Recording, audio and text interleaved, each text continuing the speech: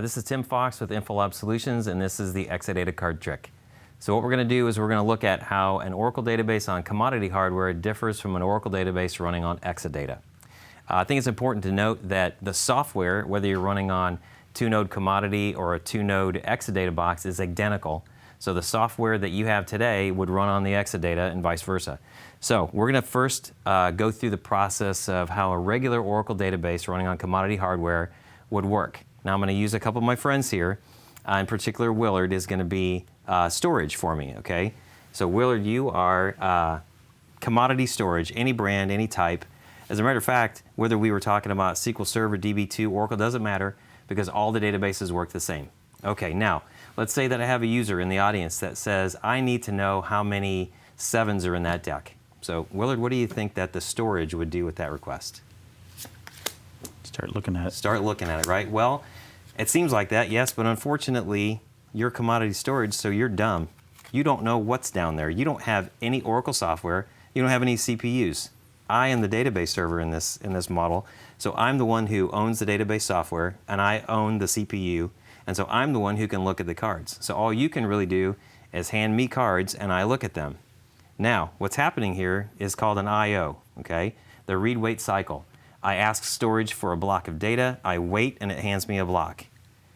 Thank you, Willard. Now, as this data is coming back to me, I am the database server. I am marking these cards with a touch count of 0. Okay? The touch count of 0 means that any of these cards can be ejected from the buffer cache whenever I need it to, because they're not popular. Okay? Now, let me ask you a question. Hand me another card. As we're doing this, how many cards do you think I will get back before I know how many 7s there are? All of them. All of them. Correct answer. That's not often that I get the correct answer. That's called a full scan. So hand me another card.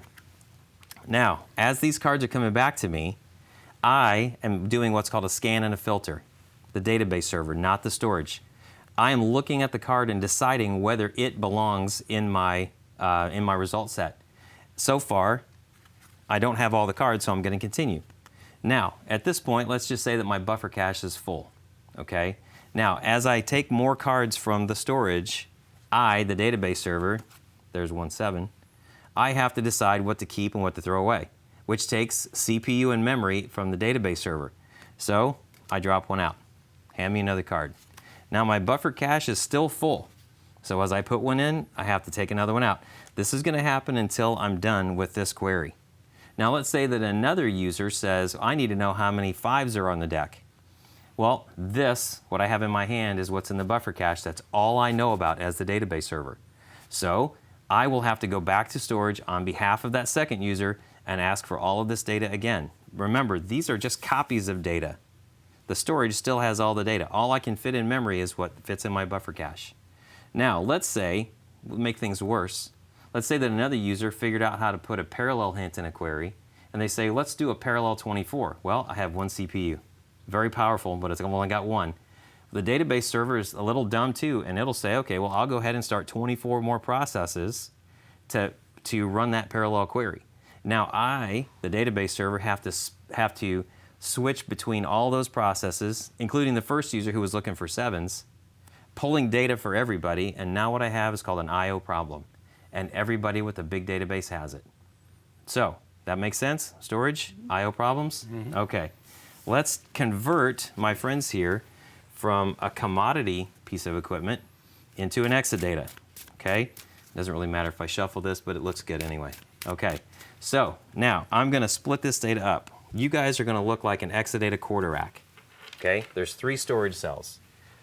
Now, there's normally 2 database servers, but there's only one of me, so we'll just presume that there's 2. In an Exadata environment, the storage cells are now smart storage as opposed to dumb storage. They have Exadata software, which is actually called CellServe, and they have 20 CPUs each. So now when my first user again comes back and says, I need to know how many 7s are in that deck, I send that request to all 3 storage servers simultaneously, and they can all work at the same time on behalf of my query. Now, I need to know how many 7s are on the deck, so storage, you guys go find them. And look at what they're doing now. They're together. I got this inherent level of parallelism. They're looking for the data, while I, the database server, am free to do other stuff, like OLTP queries.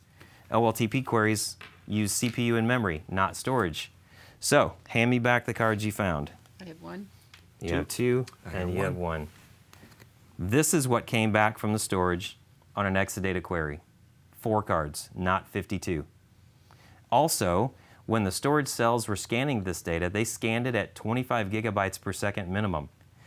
Most of the time, the data comes out of flash cache on the storage cells because flash cache is automatically managed by the Exadata software. So, let's go back for just 1 second. Now, you had 2. I had one. You had 1, you had 2, one. and you had 1.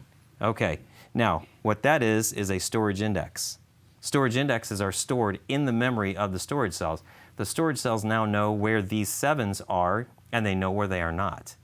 So when another query comes in to say, I need to know where the 7s are, anyone who had 2 would have to read a maximum of 2 megabytes of data, because the storage index divides an object up into 1 megabyte chunks. If you had only 1 7, the maximum you would have to read physically is 1 megabyte. If this was a terabyte table, I would have to read a maximum of 4 megabytes of data. And the storage index processing is very, very fast because it happens at the storage layer in memory. Now that I've got that data back, all I have to do is the database servers count it, 1, 2, 3, 4. I did not have to go through that process of putting this data into the buffer cache, taking data out of the buffer cache, etc. At some point in the past, I got to talk to one of the engineers from Oracle who said, you have no idea how much code has to be executed to take data from disk and put it in the buffer cache. So when this data comes back to the database server from the Exadata storage, it doesn't go to the buffer cache, it goes to the PGA of the session that requested it. So every user on an Oracle database gets their own PGA. So if you're user 1, you have your PGA, the data goes to your PGA via what we call a direct path read. Direct to the user, not through the buffer cache. Now, if you, user 1, ran this query and the 4 7s come back, immediately after that query is done, this data is thrown away. So no one gets the benefit of you having run this query. But if it happens 50 times faster than the normal way, who cares? And that's what happens on Exadata. Now, very often, what we'll hear is our customers will say, well, I'm just going to go buy solid state SAN for my regular Oracle database. And I'll say, well, that's fine, but I'll see you in 6 months, because the solid state SAN fixes only one piece of this process. Does a solid state SAN make my CPU any faster? No. Does it make the network between me and the storage any better? No. So what you get when you buy solid state SAN on a regular Oracle database is just storage that waits faster to send data across a network that's normally saturated. Now let's talk about the network for just a second. On an Exadata, we have a 40 gigabit InfiniBand. Typically, when it's just Willard and I in the standard configuration, maybe 16 gig fiber channel. Okay, now let's say you take a Ferrari and you put it on the 101 at 5 o'clock in the afternoon. Is it the Ferrari that makes you go slow? No, it's the network.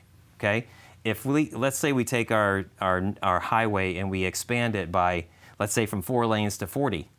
Well, the network is going to fill up, right? It's easy to do that. It's easy to fill up the network on an Exadata. But if I could say I'm going to go from 4 lanes to 40, and I'm going to take 90% of the traffic off the network, now you got Exadata.